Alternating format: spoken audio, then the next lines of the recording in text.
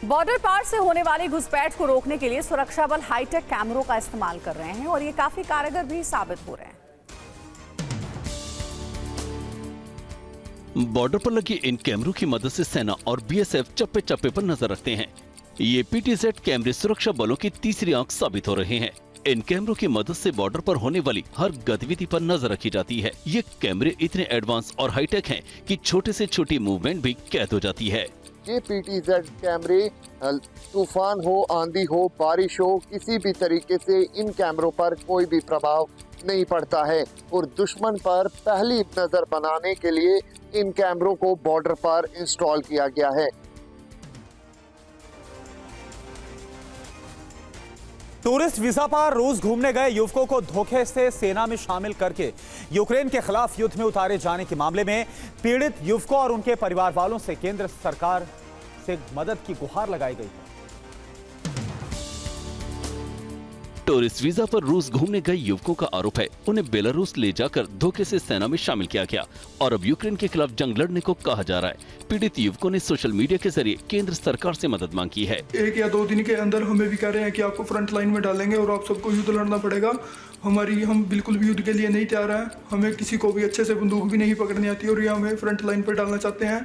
पीड़ित युवक के परिजनों के मुताबिक उनसे भारतीय दूतावास की ओर से मामले पर जानकारी मांगी गई और उनके बेटे को जल्द से जल्द भारत लाने का आश्वासन दिया गया है।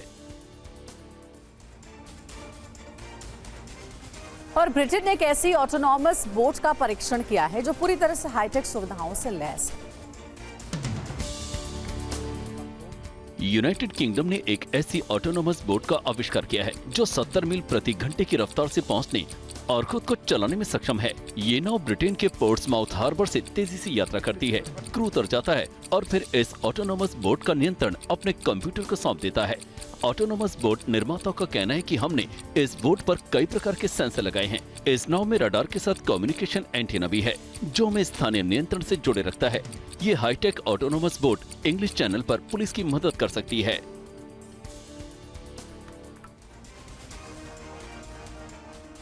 और पोलैंड की राजधानी वॉर्सो में प्रदर्शनकारी किसानों और सुरक्षा बलों के बीच संग्राम की तस्वीरें सामने आ रही हैं। प्रदर्शनकारी यूरोपीय संघ की नीतियों के विरोध में प्रदर्शन कर रहे हैं। पोलैंड में यूरोपीय संघ की नीतियों और यूक्रेन से खाद्य आयात को लेकर नाराज किसानों का प्रदर्शन जारी है। प्रदर्शनकारियों का कहना है कि इससे उनकी आजीविका को खतरा है।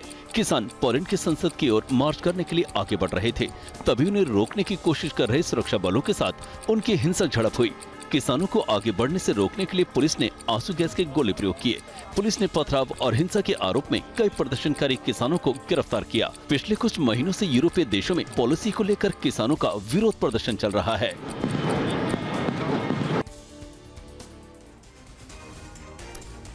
खबर कोलंबिया से है। कोलंबिया में राष्ट्रपति गुस्तावो पेट्रो के खिलाफ जबरदस्त विरोध प्रदर्शन हो रहा है। हजारों की संख्या में लोगों ने मार्च निकाला। विरोध प्रदर्शन की ये तस्वीरें कोलंबिया की राजधानी बोगोटा की हैं। लोगों ने सड़कों पर डेरा डाल लिया है और सरकार की नीतियों के खिलाफ विरोध प्रदर्शन कर रहे हैं। ये विरोध प्रदर्शन सरकार की तरफ से स्वास्थ्य सेवा में सुधार के मकसद से उठाए गए कदम के खिलाफ है। दरअसल कोलंबिया की सरकार एक ऐसे कानून को संशोधित करना चाहती है जो 30 वर्षों से देश में लागू है। प्रदर्शनकारियों का आरोप है कि सरकार संसाधनों और सेवाओं पर अधिक नियंत्रण चाहती है, इसलिए पुराने कानून में संशोधन कर रही है।